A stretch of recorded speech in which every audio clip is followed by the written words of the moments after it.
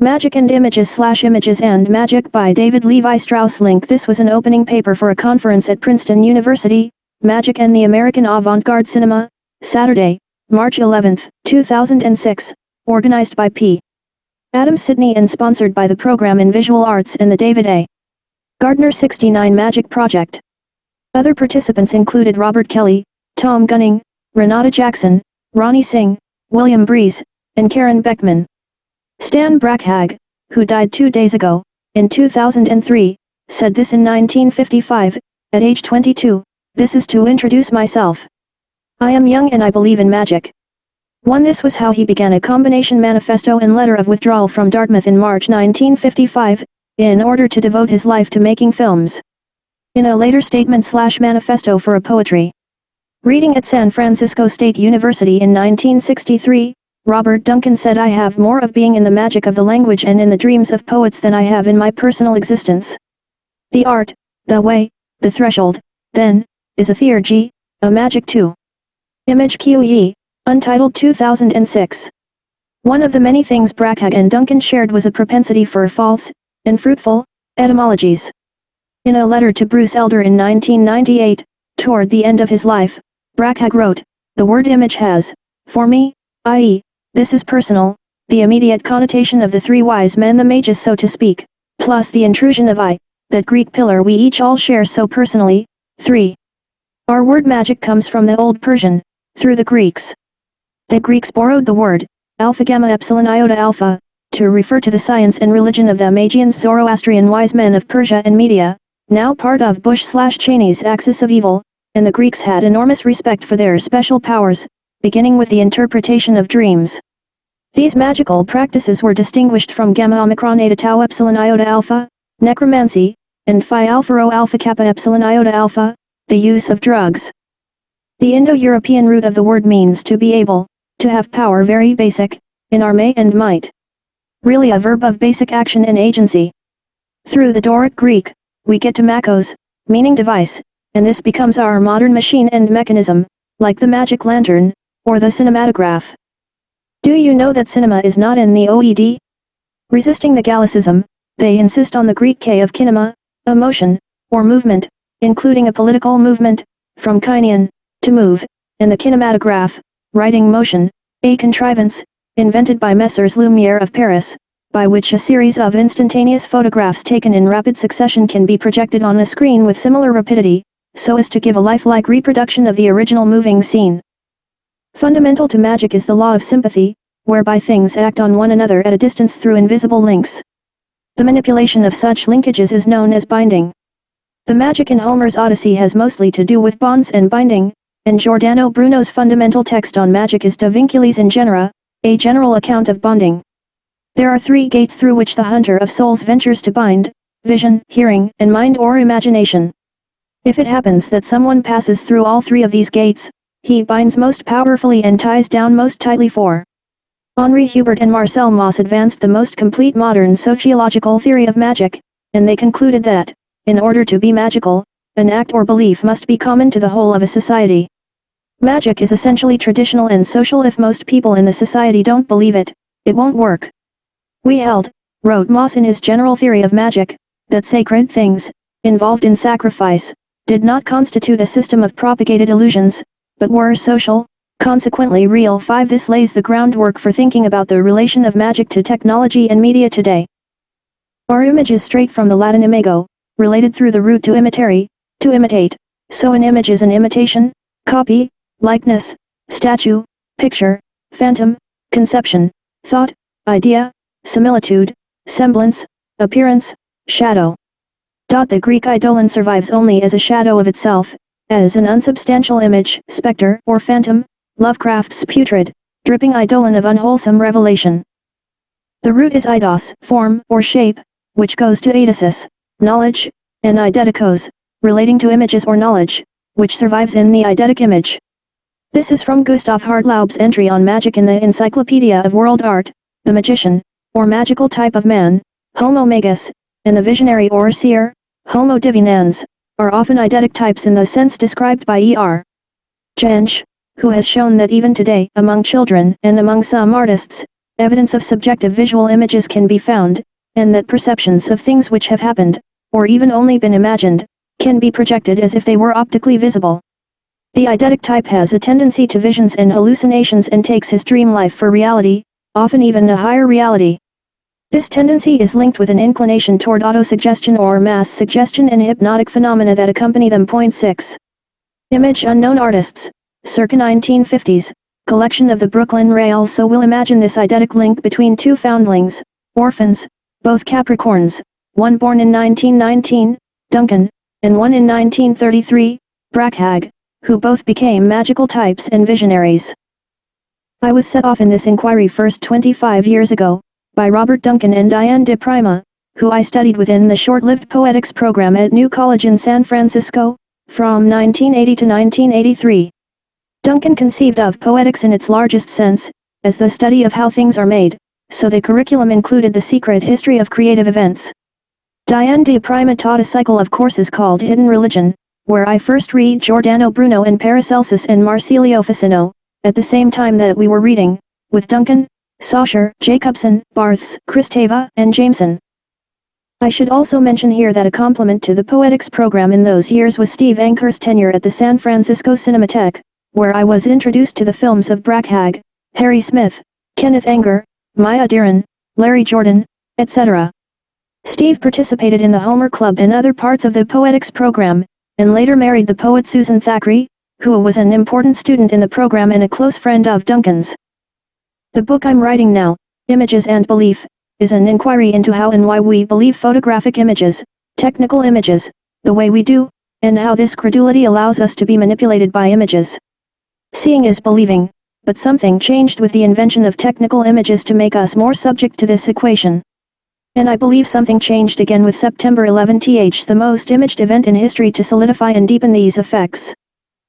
When I began to think and write about this, I realized that to understand our current belief in images, I would have to look into the past, long before the invention of technical images 170 years ago, because it was clear that when technical images were invented, old image beliefs were transferred onto them, projected onto them. These old image beliefs came from the time before the era of art, when images were seen to be, not representations, but emanations. This pre-art legacy of the achieropoetic image, images not made by hand, was picked up by technical images. Even as they lost their Benjaminian aura, they gained another, the aura of belief. Even though photographs inherited the achieropoetic, and people generally want to think of photographs as being more real and more believable than images made by hand, paintings and drawings, photographs are and always have been more fiction than fact. At their most believable, and most highly manipulated, they project what Robert Duncan called, in another context, fictive certainties. Ronald Reagan stumbled onto something when he said facts are stupid things, for facts are, in fact, stunning, from the Latin stuperatus, in their priority, whereas fiction, fictio, a making, from fingery, to touch, form, or model, is generative of form and content, and of meaning. So I've been looking at the history of Byzantine icons and the iconoclasts, and the Renaissance science of images, especially in the work of Giordano Bruno, who developed a coherent theory of the effects of images on masses of people. This is the world that Renaissance magic foresaw, the world we now live inside of. Group. I just want to recall here that P. Adam Sidney, in Visionary Film, recounts a hilariously aggressive lecture that Harry Smith gave at Yale in 1965, in which Harry spoke of Giordano Bruno as the inventor of cinema. 7 And I now think that's about right. I began this book Images and Belief by triangulating 3 secondary sources: Willem Flusser's Towards a Philosophy of Photography, 1983, Johann P. Colliano's Eros and Magic in the Renaissance, 1984 to 1987, and Hans Belting's Likeness and Presence, A History of the Image Before the Era of Art, 1994. Flusser's book is a phenomenological approach to technical images, an attempt to understand what these things are and how they operate. He sets out the stakes in such an attempt right away. This book, he writes, is based on the hypothesis that 2 fundamental turning points can be observed in human culture since its inception. The first, around the middle of the 2nd millennium BC, can be summed up under the heading the invention of linear writing. The second, the one we are currently experiencing, could be called the invention of technical images. This hypothesis contains the suspicion that the structure of culture and therefore existence itself is undergoing a fundamental change. 8. Flusser calls the space and time peculiar to the image the world of magic, and he sets up an opposition between magic and history. The world of magic is a world in which everything is repeated and in which everything participates in a significant context, whereas the linear world of history is a world in which nothing is repeated and in which everything has causes and will have consequences. And he says the significance of images is magical, and that technical images were invented in the 19th century, during a crisis of texts, in order to make texts comprehensible again, to put them under a magic spell to overcome the crisis of history. Nothing can resist the force of this current of technical images. There is no artistic, scientific, or political activity which is not aimed at it. There is no everyday activity which does not aspire to be photographed, filmed, videotaped. For there is a general desire to be endlessly remembered and endlessly repeatable. All events are nowadays aimed at the television screen, the cinema screen, the photograph, in order to be translated into a state of things. In this way, however, every action simultaneously loses its historical character and turns into a magic ritual and an endlessly repeatable movement. And later on he defines the photograph as an image created and distributed automatically by programmed apparatuses in the course of a game necessarily based on chance, an image of a magic state of things whose symbols inform its receivers how to act in an improbable fashion. Cogliano defines magic as a science of the imaginary. At its greatest degree of development, reached in the work of Giordano Bruno, magic is a means of control over the individual and the masses based on deep knowledge of personal and collective erotic impulses. The magician of the Renaissance is both psychoanalyst and prophet as well as the precursor of modern professions such as director of public relations, propagandist, spy, politician, censor, director of mass communication media, and publicity agent. 9. Cogliano believes that the shift from a society dominated by magic to one dominated by science is primarily a change in the imaginary, and that the European scientific revolution that led to the annihilation of the Renaissance sciences was caused by religious factors which have nothing to do with the sciences themselves. Because magic relied upon the use of images, and images were repressed and banned in the Reformation and subsequent history, magic was replaced by exact science and modern technology and eventually forgotten. Hans Belting, in his thoroughly useful history of the image, writes that when old images were destroyed by the iconoclasts in the Reformation, images of a new kind began to fill the art collections which were just then being formed. Thus began the era of art, which continues to this day. Belting writes a history of the image before the era of art, when sacred icons and other cult images were not thought to be the work of artists, but were believed to be either of heavenly origin or produced by mechanical impression during the lifetime of the model 10. It is the latter type of a chiropoetic image that I believe is the progenitor of technical images. Both Flusser and Cogliano are writing into what they see as a social crisis, and both raise cries of alarm. Flusser believes that the ultimate effect of the photographic universe and all apparatus-based universes is to robotize the human being and society, and to act as a magic feedback mechanism, to reprogram people into functionaries. He calls for a criticism of apparatuses, to analyze this restructuring of experience, knowledge, evaluation, and action into a mosaic of clear and distinct elements in every single cultural phenomenon, and create a space for human intention in a world dominated by apparatuses. Flusser also calls on artists and image makers to play against the camera, to place within the image something that is not in its program, and to address the question of freedom in the context of apparatus in general. Cogliano's book examines changes at the level of the imaginary rather than at the level of scientific discoveries, and finds that nowadays, if we can boast of having at our disposal scientific knowledge and technology that used to exist only in the fantasies of magicians, including manipulation through picture and speech that has reached an unprecedented level owing to mass communication, we must allow that, since the Renaissance, our capacity to work directly with our own phantasms, if not with those of others, has diminished. The relationship between the conscious and the unconscious has been deeply altered and our ability to control our own processes of imagination reduced to nothing. Emphasis added. To Cogliano, the historical record is clear. The revolution in spirit and customs brought about by the Reformation led to the total destruction of Renaissance ideals. The Renaissance conceived of the natural and social world as a spiritual organism in which perpetual exchanges of phantasmic messages occurred. That was the principle of magic and of eros itself being a form of magic. Cogliano sees this not as a mere curiosity of history, but illuminating proof that our civilization continues to die in the trenches dug by the Reformation and by the political events that followed it. The modern West, as Nietzsche foresaw, is assuming the character of a fatal result of the Reformation. But is it also the final result, its lines of development fixed, once and for all, in the 16th and 17th centuries? On that question Cogliano's book closes, as he says, without daring to express too clearly a hope that may be utopian, that a new renaissance, a rebirth of the world, may overcome all our neuroses, all conflicts, and all divisions existing between us. For such a renaissance to appear, a new reformation must arise, affecting once again a profound modification of the human imagination in order to impress on it other paths and other goals.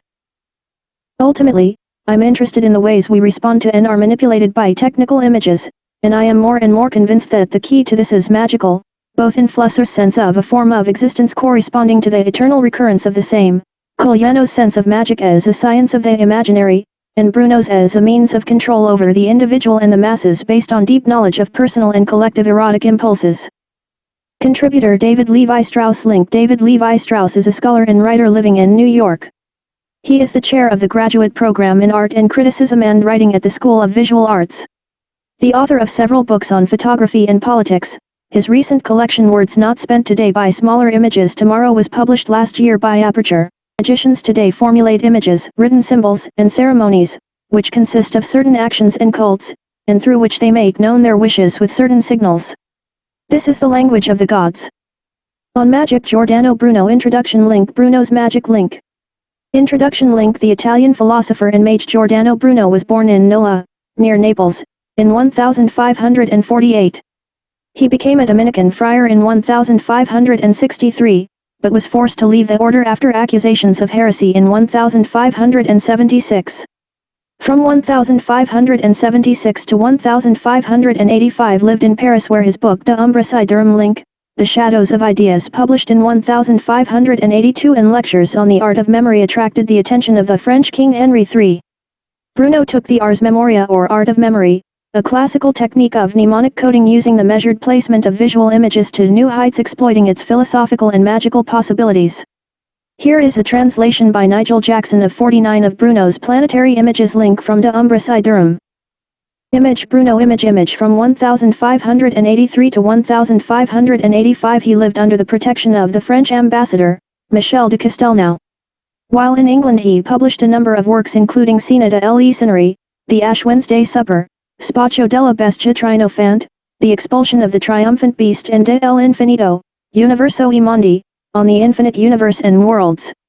The latter work and his support of a Copernican heliocentric astronomy earned Bruno an entirely undeserved reputation as an early scientist and modern thinker.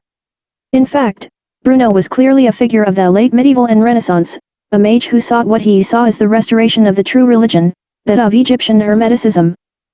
Bruno lived and lectured throughout Germany from 1586 to 1591, when he made the mistake of going to Venice, where he was arrested by the Inquisition.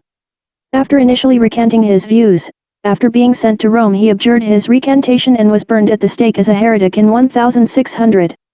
A number of Bruno's works are available online at Jonathan Peterson's excellent website, Esoteric Archives. Link. Though many are in Latin, The Ash Wednesday Supper and The Expulsion of the Triumphant Beast are available in English translation, as is On Magic and A General Account of Bonding, which appear in Cause, Principle, and Unity, edited by Blackwell and DeLuca, Cambridge, 1998.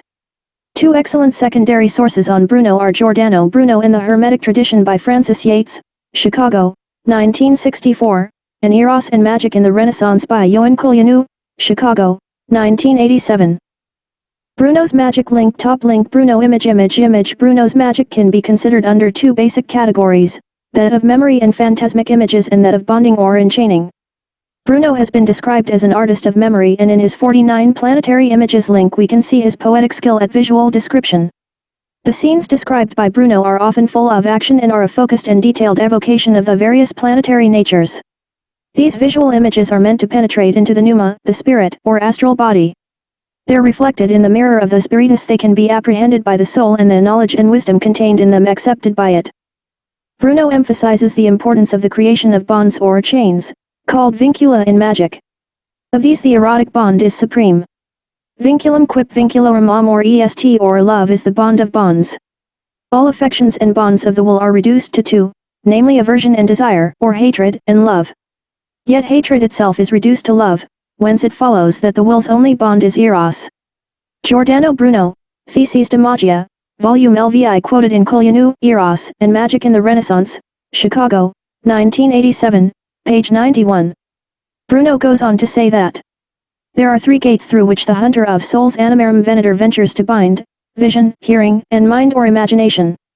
If it happens that someone passes through all 3 of these gates, he binds most powerfully and ties down most tightly. A General Account of Bonding from Cause, Principle, and Unity, ed.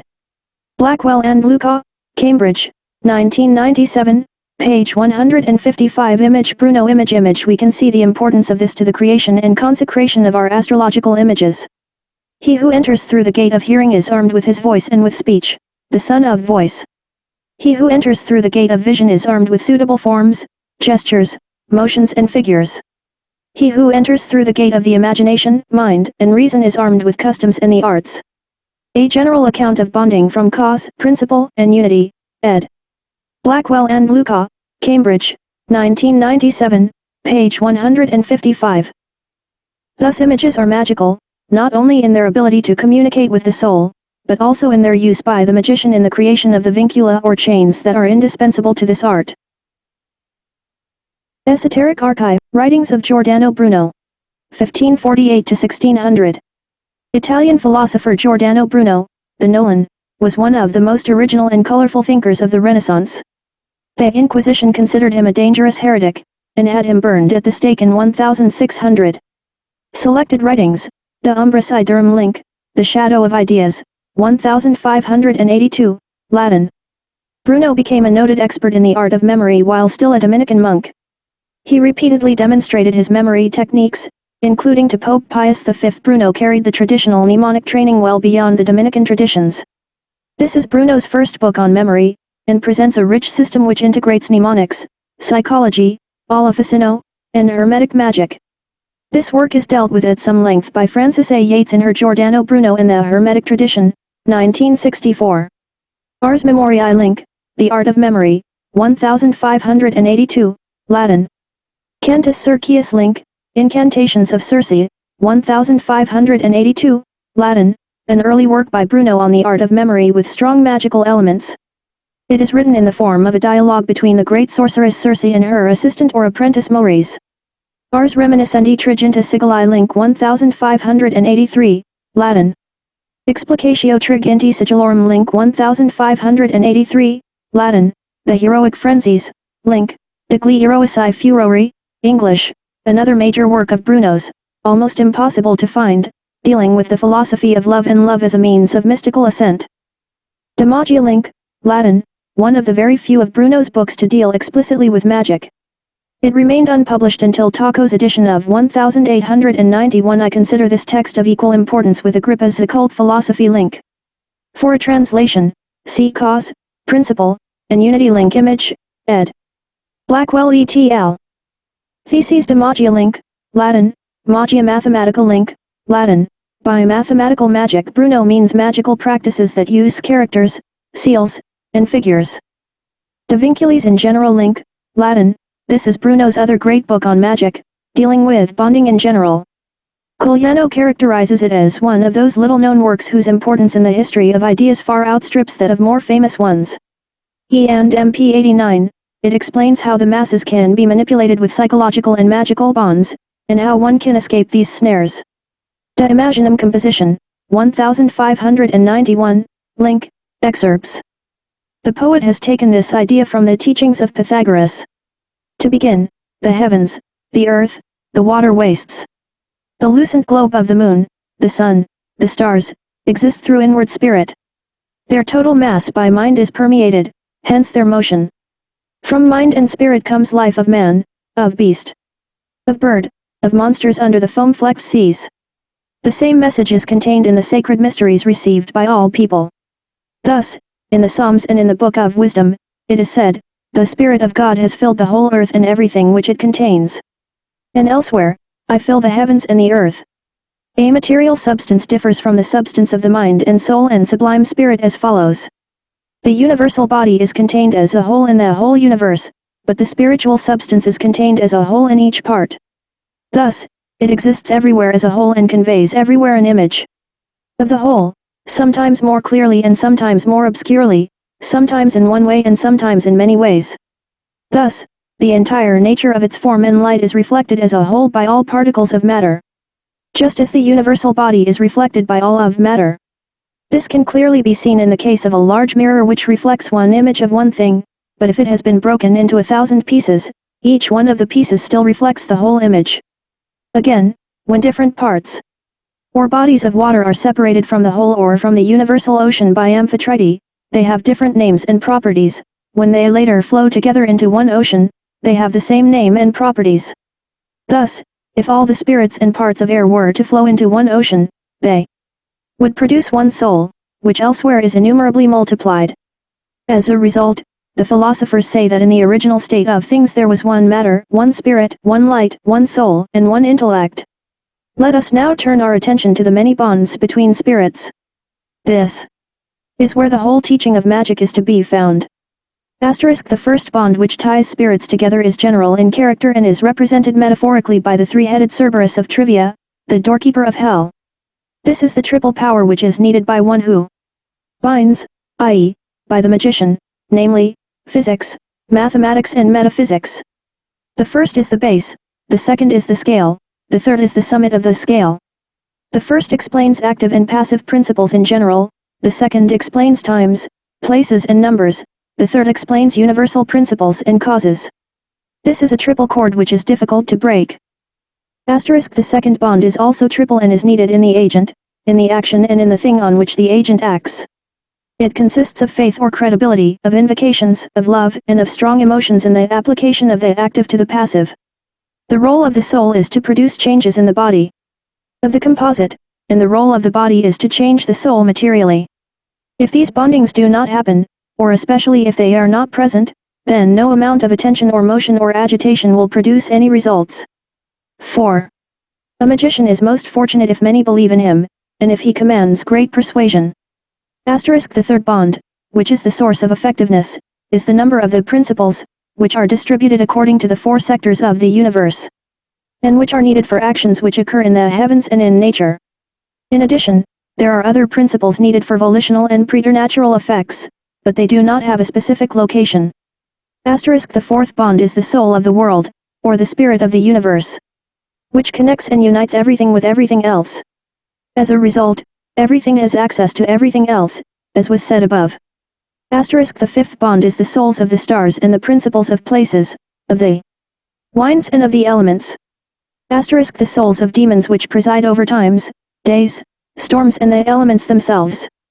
The souls of men who are tyrants and rulers, and of those who have acquired some degree of fame and thus have become spirits. The divine names and the names of the divine orders. Markings and symbols.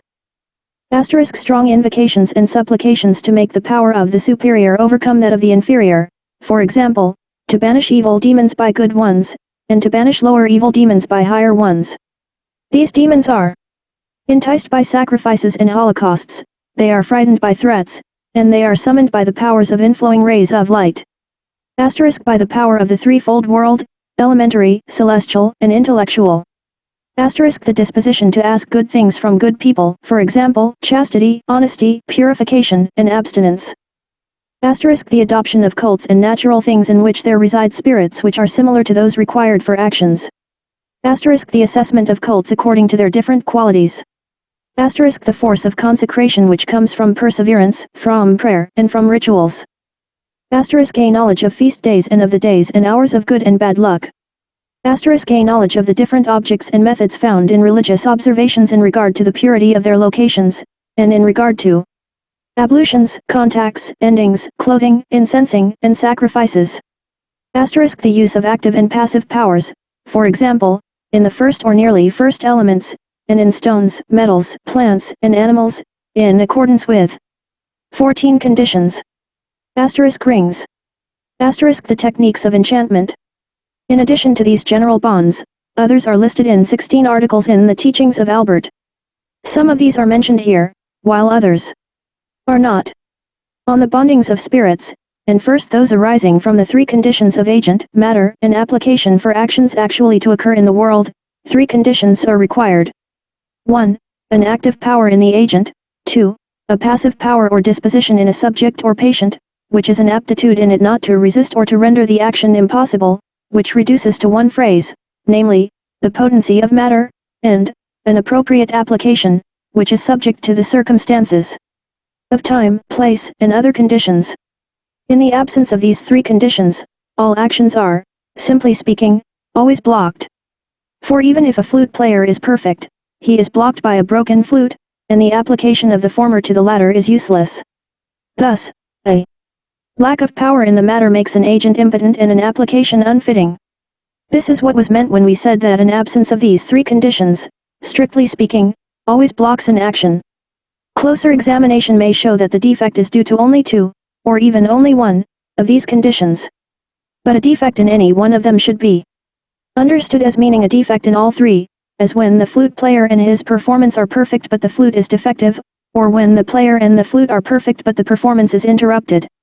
If the whole meaning of efficient action is taken to consist in the application, then the first condition merges with the third, for the agent is nothing other than the applicator, and to do something is nothing other than to apply something. Not all things are by nature passive, or active, in relation to all other things. Rather, as is said in the Physics, every passion is from a contrary, and every action is on a contrary, or more specifically, on a disposed contrary. As is stated in the common saying, active powers act on a properly disposed patient. From this, it is clear that water mingles and mixes with water because of a similarity or awareness or sympathy, such that after they have united, no device can separate the one from the other. Indeed, pure or unmingled wine also easily mixes with water, and vice versa, thus forming a mixture. But the parts of the wine contain some amount of heat and air and spirits, and thus the wine is not completely sympathetic with the water.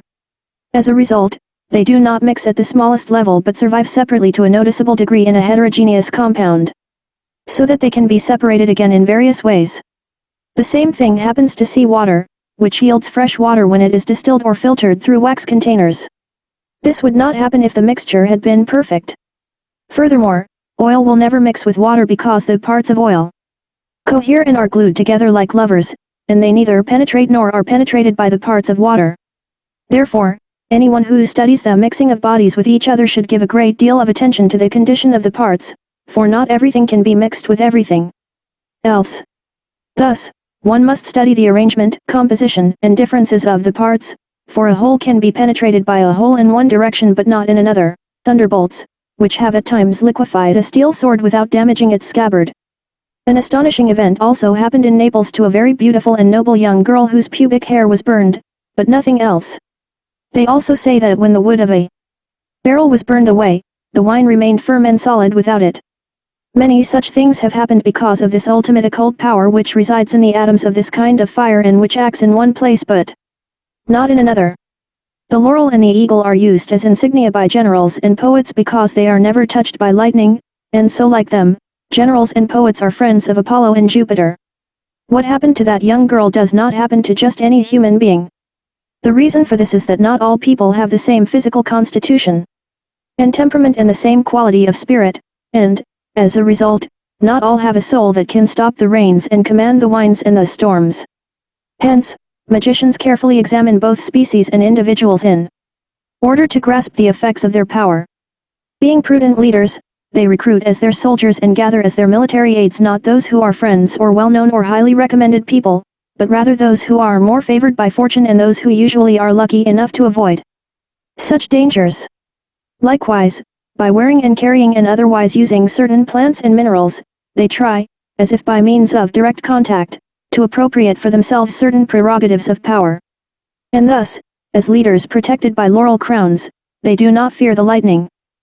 Next it should be noted that for specific animals there are poisons, like hemlock generally is for humans, which usually are consumed as a very helpful nourishment by other animals, and which readily fatten them. Likewise, it should be seen that for various species there are different foods, poisons and antidotes. An important principle of magic and of medicine is to be able to distinguish the different constitutions and explanations of illnesses and good health, and the principles of changing or preserving their forms and dispositions by using external objects. Thus, the chemist knows that nitric acid acts on hard things, such as iron, silver, and bronze, but not on gold or lead. He also knows that quicksilver absorbs oil very rapidly, but gold completely rejects and repudiates it. Furthermore, the seeds or juice of verbena plants are strong enough to break up stones in the bladder yet seem to do no damage to flesh, bones, membranes and other parts of the body. There are those who explain these facts in terms of the pores being wide or narrow. I would readily grant this in some cases, but not in most cases, nor in the more important cases which are discussed above, for the reason why nitric acid penetrates one thing more than another is not that the one has wider pores. Likewise, the spirit of the verbena plant breaks up stones but not bones and flesh, even though the latter has larger pores. And what would they say about diamonds which are not split by fire, the smallest and most penetrating of bodies, even though they do absorb the blood of a billy goat? Therefore, one must maintain the following general principle: not all things are influenced by everything else, and not all effects happen to everything. In the same way, to give a proper explanation, the reason must be found in individual effects and cases. The occult forms and differences in things do not have their own names.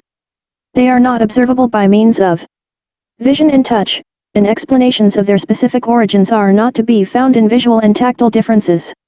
All we can say about these occult forms is that they do exist.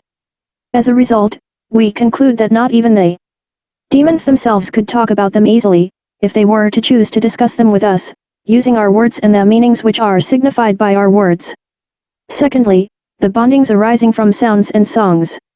A second type of bonding is based on the conformity between numbers, between measures, and between times.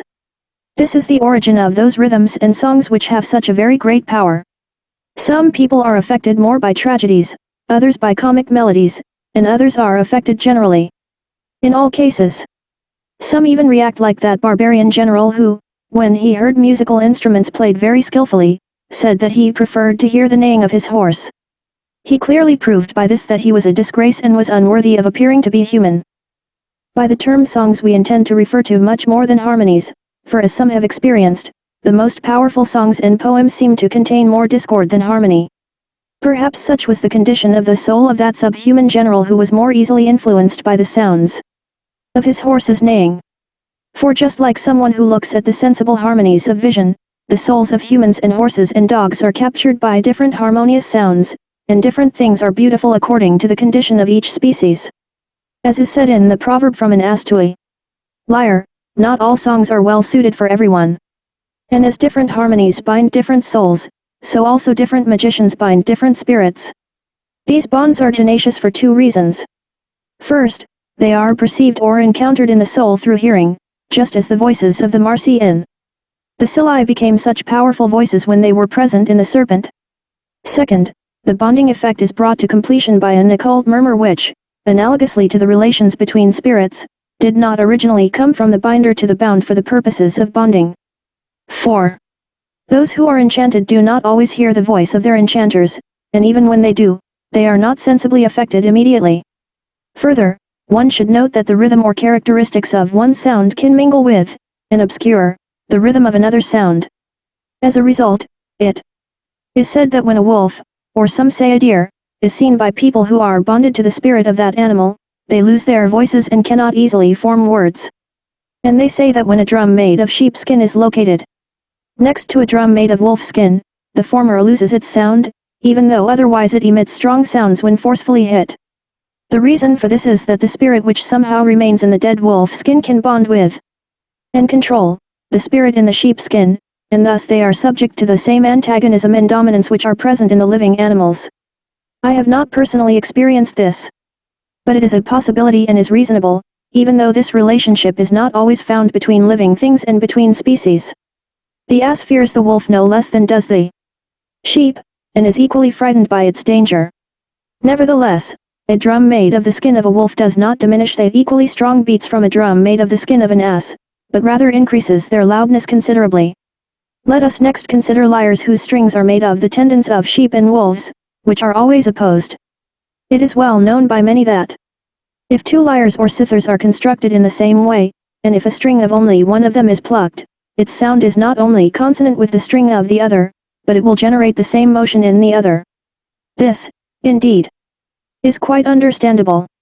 It also happens that, through a certain sound or gesture or other such thing, the presence of one person affects the soul of another person, and thus an indissoluble friendship arises.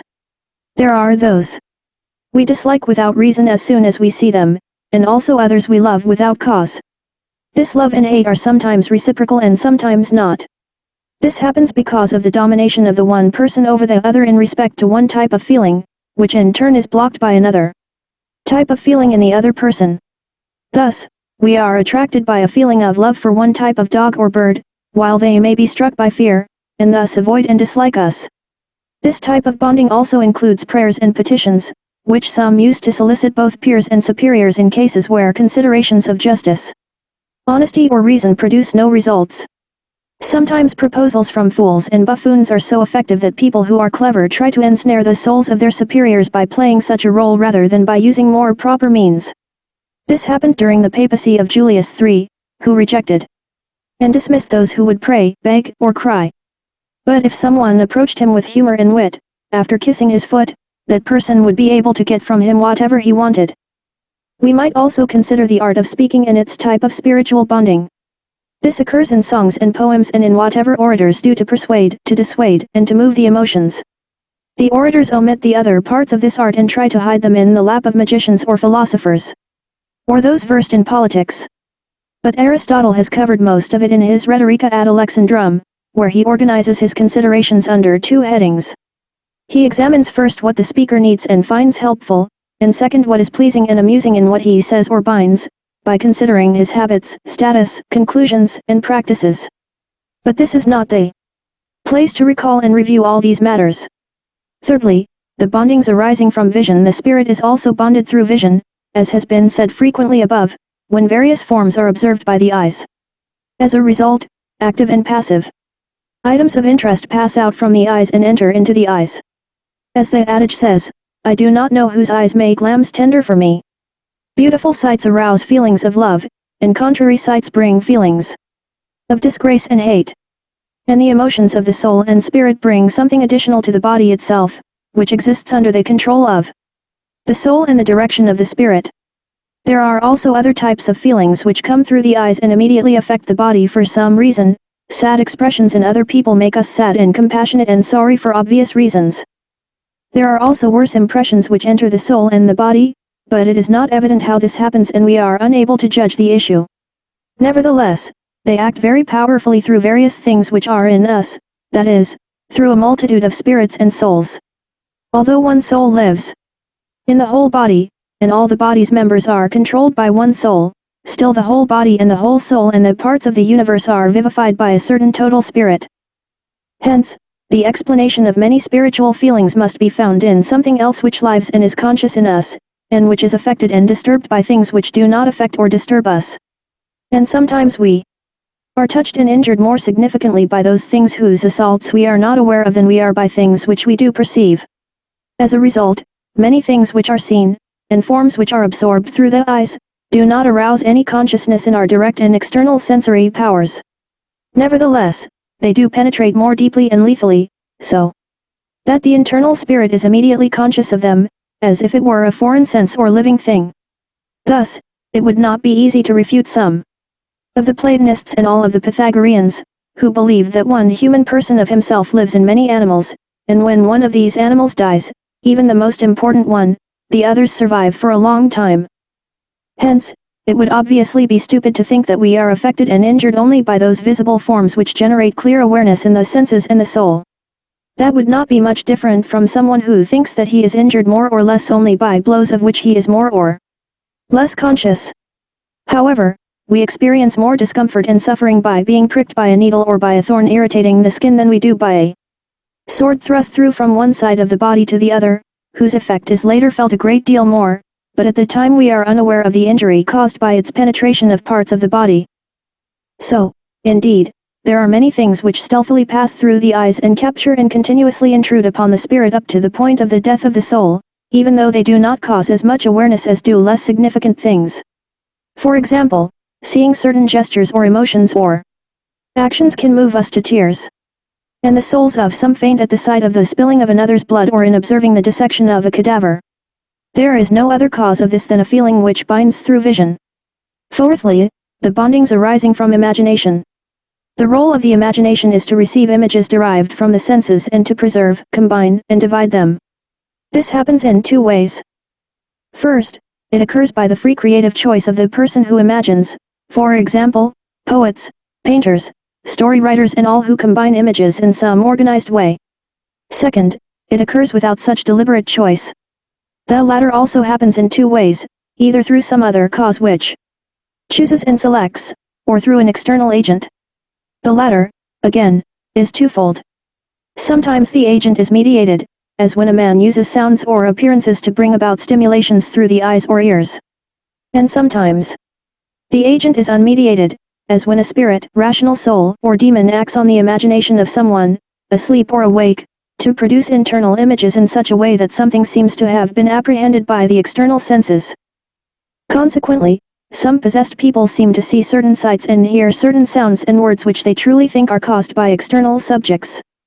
Hence, they strongly and persistently assert that what they have seen and heard is true, when it is their reason which is deceived, and not their senses, for they do hear what they hear, and they do see what they see.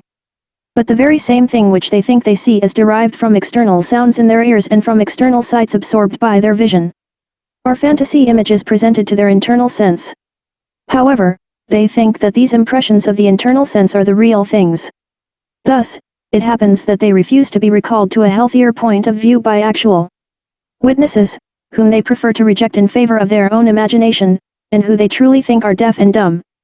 Medically, these matters are cases of mania and melancholy, and are called the dreams of the wakeful. Since the senses happen to be bound and obligated in all these ways, magic and medicine must pay very special attention to the workings of the imagination. For this is the doorway and entrance for all the actions and passions and feelings of animals. And to that linkage is tied the more profound power of thought. Fifthly, the bondings arising from thought. The bondings of the imagination would not be very significant in themselves if they did not duplicate the powers of thought, for those appearances which bind and obligate the souls of those who are simple-minded, stupid, credulous, and superstitious, are derided and condemned as empty shadows by those who have a sober, disciplined and well-bred mind. As a result, all practitioners of magic, medicine and prophecy produce no results without a pre-given faith, and unless they act according to the rules of that faith. We use the word faith here in the more general sense, in which it is used by these people, individually and as a group. This faith arises in some people from their pre-given powers, which are well disposed and organized, and in others, it comes from a disturbance of their powers.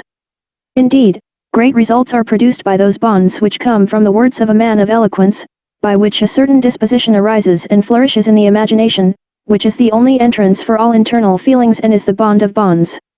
This is the point of Hippocrates' saying, "The most effective doctor is the one whom most believe." The reason for this is that he binds many people with his eloquence or presence or fame.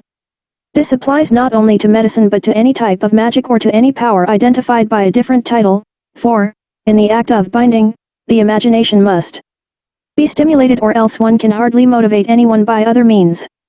In regard to the notion that it is possible for a person to do everything on his own, the theologians believe, agree, and state publicly that it is impossible to help those who do not believe the minister. The reason for their lack of power lies in the imagination which they cannot bind. Indeed, kinsmen reject and laugh at physicians and divines because they know about their humble origins and education. As the well-known adage states, no one is a prophet in his own land. Thus, someone who is less well-known can bind people more easily. Given a good general impression and a disposition to be believed, he can somehow use the power of his soul to arrange, disclose, and explain things for them, as if windows which had been closed are opened to receive the light of the sun. This opens the door to those other impressions which the art of binding seeks in order to establish further bonds, namely, hope, compassion, fear, love, hate, indignation, anger, joy, patience, disdain for life, for death, for fate, and all of the powers which cross over from the soul to change the body. There is no need for a more detailed investigation and consideration of the changes which occur to the types of bondings which follow upon faith and a good impression, and which were just listed above. Further, it is not our business at present to examine the more spiritual powers of the soul, which follow next, namely, memory, reason, experience, intellect and mind, because the acts of these powers do not flow over into the body and change it. Rather, All physical changes originate from the powers which are prior to thought and which are its principal and efficient causes. As a result, all magical powers, active and passive, and their species are dependent upon magical bondings. As Plotinus has asserted, both the wise man and the fool can be bound by the natural principles residing in them, unless the subject also contains some principle which can reject and dismiss magical influences. For as was said above, not everything enters into everything else, and not everything mixes with everything else, as, for example, water and oil do not mix. As Plotinus himself has stated, and as Porphyry confirms in his Vita Plotini Life of Plotinus, the evil spells with which a certain Egyptian tried to bind and injure Plotinus were turned back against him. These things are discussed in our De Vinculis in Genera. A general account of bonding. A general account of bonding. Humans are bound in many ways. Of all the things which bind, certainly more of them bind humans than brute animals, and more of them bind those who have an active character than those who are dull-witted. Those who are well endowed in their faculties and powers are aware of more details, circumstances, and purposes, and thus, they are moved by more desires. How the senses are panderers for the bonding agent. Dull-witted people are bound by lusts, which are aroused infrequently and by natural impulses, and which are few in number and limited to base nourishments. Such people are not soothed by eloquent speech, nor are they won over by beauty, music, painting, or by any of the other attractions of nature. Why only one bond is not enough. As I am bound by more things, I become aware of the many things which bind me, for there are many different kinds of beauty. Thus, I am inflamed and bound in a relationship by one thing in one way and by other things in other ways. If every relationship were reduced to one, then perhaps one thing would be welcomed for all purposes, and for all occasions. But up to now, this has not happened in nature, which has spread about many bonds of beauty, happiness, goodness, and the various contraries of these dispositions, and which widely distributes them separately according to the numerous types of matter.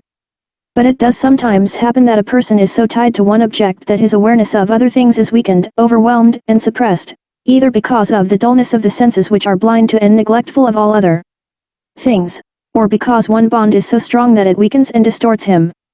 But this is extraordinary and happens rarely and in only a few cases.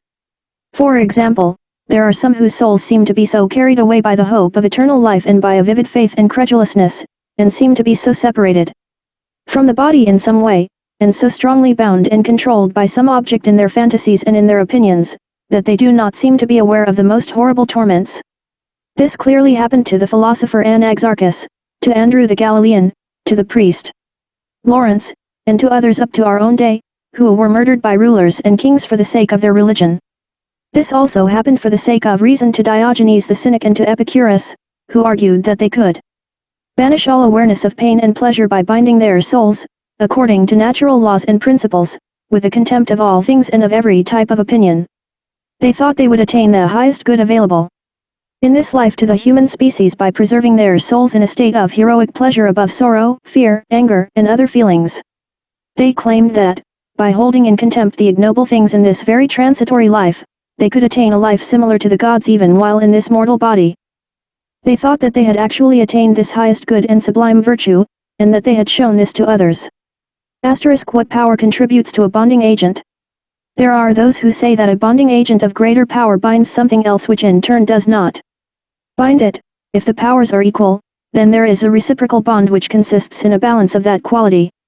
But it would follow from this opinion that bonding powers are continually changed and altered as forms, circumstances and natures are altered, for a young man does not bind the same things which he bound as a boy, and a woman does not bind the same things which she bound as a girl.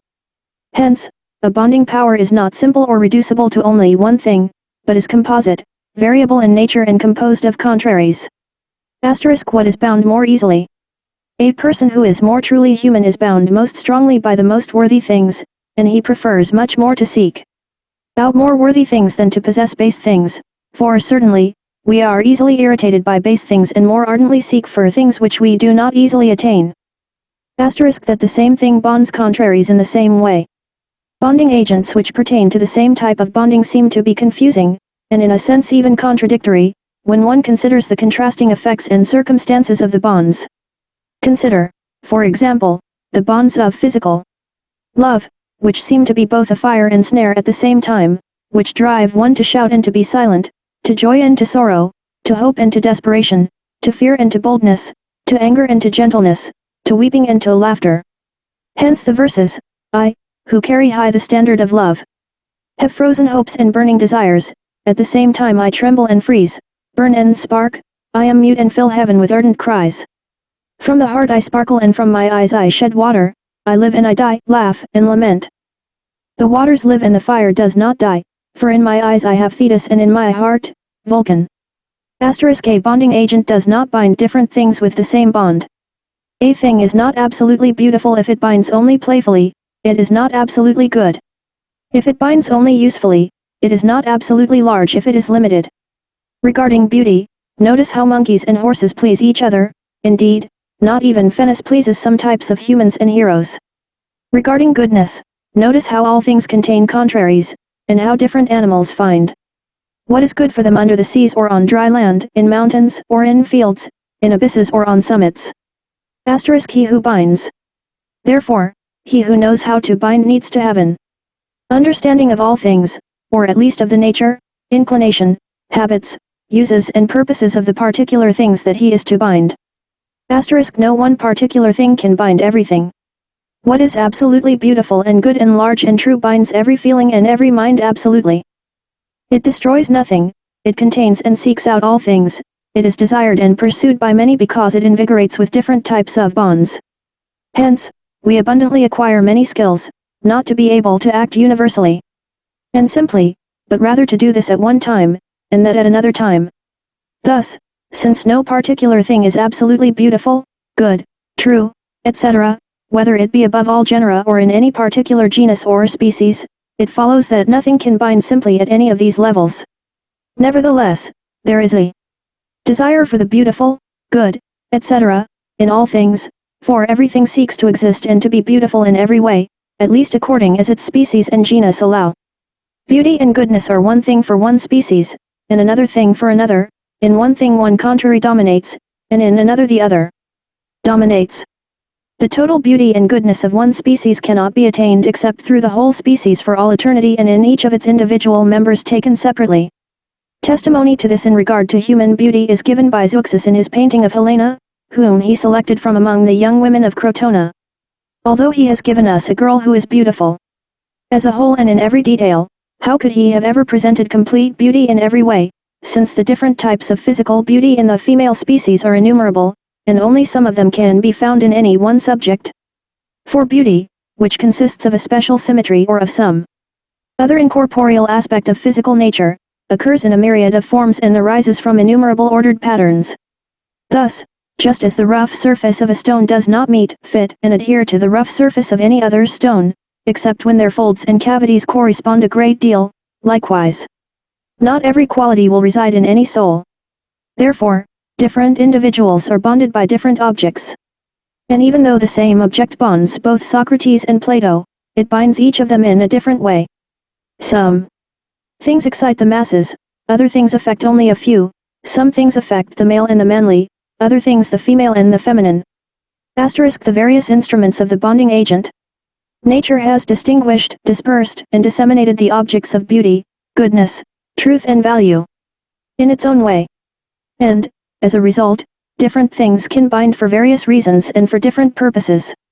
For example, a good farmer binds and becomes admirable for one reason, a cook for another reason, a soldier for another, and a musician, a painter, a philosopher, a boy, a girl, for different reasons. One of them walks better, while another speaks better. No one of these alone possesses all things in all ways. Rather, the one who is found to be happy and skillful in more ways and at more levels will bind more things, will rule in more ways and will win out over more people of their own species. The opportunities for the bonding agent. We experience various feelings at different times and on different occasions, and there is no one measure common to them all. Likewise, there is no one and simple factor which can please everyone or satisfy all things, much less does any one thing satisfy different persons or one person at different times. For example, neither the same food nor the same quantity or quality of food always satisfies. This principle applies to all things which bond our appetites. The different types of bonding agents. Some things bond by their own power. Other things bond because of their quantity or because of one of their parts. Still other things bond because they are aided by something else to which they are attached or which properly disposes them, as when a beautiful building arises out of irregularly shaped parts. The variable power of the bonding agent. There are many things which we judge to be beautiful but which nevertheless bind us as good, for example, a horse, a ship, a house, a statue, a dog or a bird. But a beautiful person does not bind us in order to be considered good, and a good person does not bind us in order to be thought to be beautiful. It could happen that crime and error are joined to the beautiful. Consider a beautiful but poor woman, the more disturbing she is, the more easily one tends to give her a gift. There are diverse reasons for diverse things, contrary reasons for contrary things, and similar reasons for similar things. Where the bonding agent is located. Those who have not studied the matter too deeply, like the Platonists, think that that which binds is the form of the thing, and crosses over from the thing to the mind, even though it does not leave the object itself. This is like fire which does not lessen when it communicates its form, and like an image which is in an object first, then in the mirror, then in the intervening space, and finally in the eye. But considering the matter more profoundly, we find that, indeed, it does exist in the body, and it consists of a certain physical bond, but, like the soul whose powers reveal its condition, it does not occupy any specific part of the body. Indeed, even though the amorous effects of love may arise from the eyes or the mouth or the complexion, nevertheless it is clear that it is not found in them alone, nor does it arise from them alone. For the eyes, considered separately and by themselves, do not have the same force when they are not united with the other parts of the face. The same is true of the mouth, the nose and the complexion, which are not beautiful when depicted separately by a painter. As a result, the nature of beauty is indefinite and quite indescribable, and the same is true of the nature of goodness and cheerfulness. The complete nature of a bond is to be found not just in the object itself, but also in another equally important place, i.e., in the one who is bound. Whether food is greedily consumed or is returned uneaten after a meal, this makes no difference at all as far as the substance and quality of the food is concerned. And the bonds of love, which were intense before sexual intercourse, become relaxed when the seed is ejaculated and the fire becomes moderated, even though the beautiful object remains the same. Therefore, the whole nature of a bond cannot be found in the object. The predispositions of the bonding agent. The bonding agent is said to be predisposed to bonding in three ways: by its order, by its measure, and by its type. The order is the interrelation of its parts, the measure is its quantity, and its type is designated by its shapes, its outlines and its colors. For example, in a bonding of sounds the order consists of arising and falling through high, low, and intermediate notes. The measure is the use of thirds, fourths, fifths, sixths, etc., and the progression of tones and semitones. The type is the harmony, softness, and clarity. In all things which are predisposed to bonding, whether they be simple or composite, all three of these factors are present in a proportional way.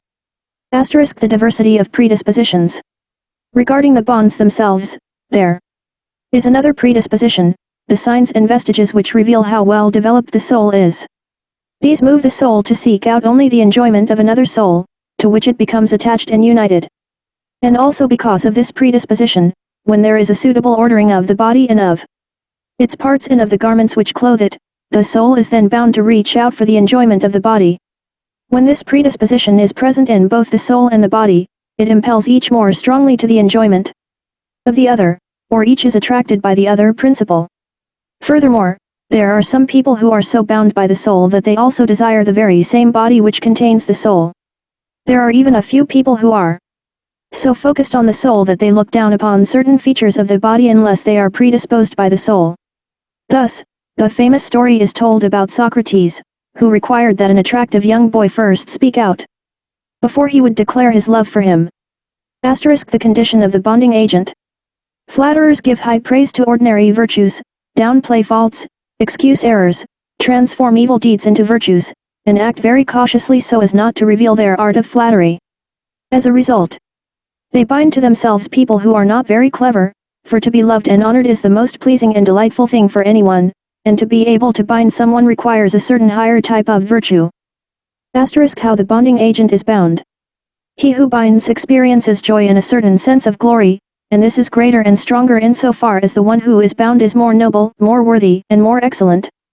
The strength of the bond by which he who binds is himself bound by the one who is bound, is located in this sense of joy and glory. In praising the vanquished, the victors extol their own victory, and sometimes they even deceive themselves more than others, both in their desires and in the other public consequences of bonding. On the other hand, someone must be of a worthless character if they are so unpleasant as not to reciprocate in spirit with someone who loves them, when that person is honorable and distinguished, or with someone who is bound in spirit to them in some other way. Asterisk the types of bonding agents. There is one type of bonding in which we wish to become worthy, beautiful, and good. There is another type in which we desire to take command of what is good, beautiful, and worthy. The first type of bonding derives from an object which we lack, the second, from an object which we already have. These two types bind both what is good and what is thought to be good, although this bond always occurs in some proportional or suitable way. Also, fantasy and opinion bind more things than does reason, for the former are indeed stronger than the latter. To be sure, there are many who love without a reason, although there is some cause which motivates their love, and, as a result, they are bound but do not know what binds them. Asterisk the blindness of the bonding agent. The explanation of bonds is, for the most part, hidden, even from the wise, for what use is it to appeal to analogies, similarities, family traits, and other such meaningless words when we see a person who hates nothing more than another person who is his genial companion, while at the same time and without reason, he also loves that person more than anything else? A general explanation is useless in a case like this, because such an account does not distinguish between things which belong to the same genus or species, for example, between female and female, or male and female, as well as between other human conditions like being old or young. And what would you say about the love of things known only by hearsay, which is usually called devotion? Are not humans bonded to higher and immaterial things, as well as to imaginary things, and especially to things beyond experience? I will pass over here any discussion of the specific types of binding powers, and especially of the power to bind through incantations.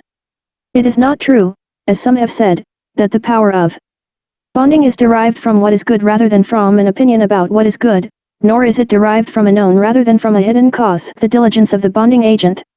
Just as dull people are bound more easily by a shrewd flatterer than by a true friend, likewise, bonds and bonding powers are established and maintained in skillful ways.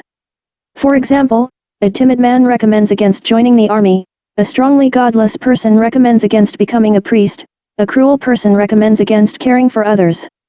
Things move more easily towards that to which they are inclined, just as someone who wishes to pick up something cylindrical attends to surfaces which are round rather than flat or angular. Asterisk the weapons of the bonding agent. The bonding agent has three types of tools. The first type is located within him and is twofold, those which are essential or natural, i.e., those which belong to the nature of his species, and those which are accidental and acquired, which follow from the nature of his species, for example, sagacity, wisdom, and art. The second type is located in his environment, for example, chance, good fortune, opportunity, encounters and arranged meetings. The third type is located above him, for example, fate, nature and the favor of the gods. Asterisk the vicissitudes of the bonding agent. The kind of proportionality which we regularly experience in eating and in sexual intercourse is found in every act of bonding. For we are not attracted and bonded by these desires and loves at all times, or in the same way, or in the same degree, or with the same variations of time. The reason is that our physical constitution and all of its consequences fluctuate and change with time. Therefore, the moment for bonding must be predicted ahead of time, with careful and antecedent deliberation, and the opportunity must be quickly seized when it presents itself, such that he who can bind will act and bind as soon as possible. Asterisk the eyes of the bonding agent. Bonds are so subtle, and that which is bound is so barely sensible in its depths, that it is possible to examine them only fleetingly and superficially. They change from moment to moment and are related to the bonding agent like Thetis fleeing from the embraces of Peleus. It is necessary to study the sequence of the changes and how the power of a subsequent form is influenced by its predecessor, for although matter is indeterminate in relation to innumerable forms, still its present form is not equally distant from all the others. Rather, Only one of those forms is the immediate successor, others follow after many or a few intermediaries. And one is located the furthest away of all. Thus, just as the form of blood immediately follows the form of chyle, so do the bonds of anger follow the bonds of indignation, and the bonds of sadness follow the bonds of anger, as yellow bile easily becomes dark. Hence, after having carefully observed the disposition and the present qualities influencing Thetis, Peleus planned and prepared ahead of time the bond to win her over before she might change into some other form, knowing full well that a snake and a lion and a wild boar are captured in different ways. The enticements of the bonding agent. A bonding agent does not easily bind someone who can be bound, just as a military commander does not easily capture a well-protected fortress unless entry is provided by an internal traitor, or by some arrangement with a collaborator, or by surrender or by some sort of a compliant official. Thus, in her own realm, Thetis does not bind and does not easily capture the fortress when goblets are empty, when the spirit is disturbed and when anxiety is aflame. But the fortress is handed over when the goblets overflow, and the soul is at rest, the mind is quiet and the body is at leisure. Having closely observed the changes of these guards and custodians, one must suddenly act with boldness, attack with force, use all resources and never hesitate. This same course of action must be followed in other acts of binding. The steps in bonding. A bonding agent does not unite a soul to himself unless he has captured it, it is not captured unless it has been bound, he does not bind it unless he has joined himself to it, he is not joined to it unless he has approached it, he has not approached it unless he has moved, he does not move unless he is attracted, he is not attracted until after he has been inclined towards or turned away, he is not inclined towards unless he desires or wants, he does not desire unless he knows, he does not know unless the object contained in a species or an image is presented to the eyes, or to the ears or to the gaze of an internal sense. Bonds are brought to completion by knowledge in general, and they are woven together by feelings in general. I say knowledge in general because it is sometimes not known which sense has captured the object, and I say feelings in general because sometimes that is not easy to define. The gates through which the bonding agent attacks. There are 3 gates through which the hunter of souls ventures to bind: vision, hearing, and mind or imagination. If it happens that someone passes through all 3 of these gates, he binds most powerfully and ties down most tightly. He who enters through the gate of hearing is armed with his voice and with speech, the son of the voice. He who enters through the gate of vision is armed with suitable forms, gestures, motions and figures. He who enters through the gate of the imagination, mind, and reason is armed with customs and the arts. After that, the first thing that happens is the entrance, then the joining, then the bonding, and fourthly the attraction. The one who is bound encounters the bonding agent through all the senses, up to the point that a perfect bond has been made such that the former is totally immersed, and desires to be totally immersed, in the latter. And thus, a bond of mutual desire is established. Parallel to this, there are, indeed, also unpleasant bonds, which we will discuss later when we talk about natural bonds.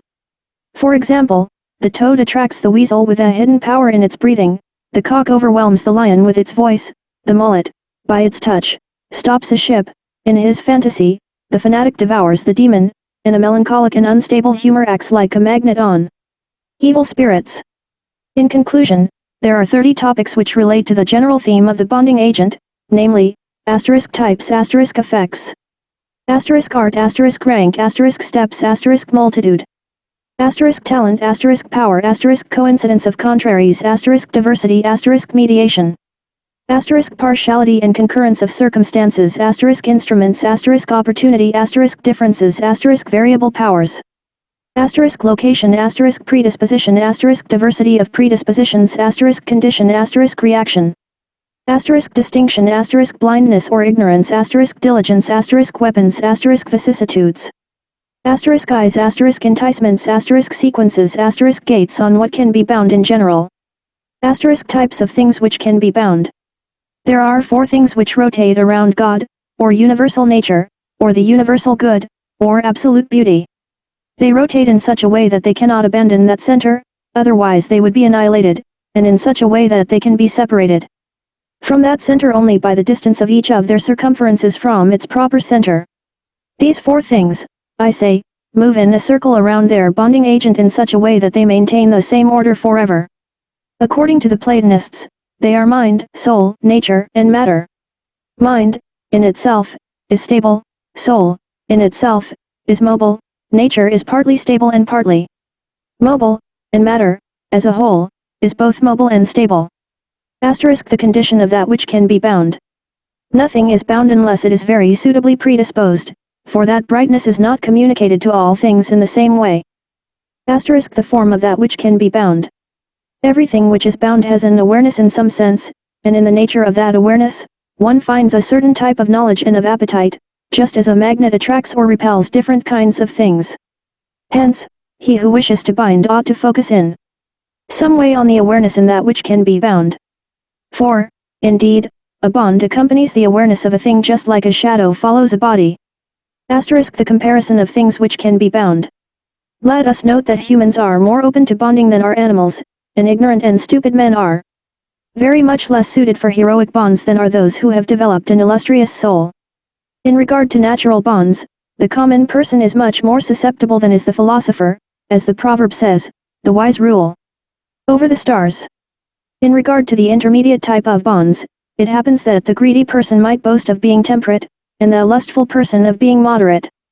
Asterisk the distinction of things which can be bound. From what has just been said, it must be noted that the strength of one bond makes another type of bond less forceful or more mild. Thus, a German is less agitated by Venus, an Italian by drunkenness, a Spaniard is more prone to love, a Frenchman to anger. Asterisk the seed or incitement of the capacity to be bound. A thing is bound in the strongest way when part of it is in the bonding agent, or when the bonding agent controls it by one of its parts. To show this with just one example, necromancers are confident that they exercise control over entire bodies by means of the fingernails or the hair of the living, and especially by means of footprints or parts of clothing. They also evoke the spirits of the dead by means of their bones or any part of their bodies.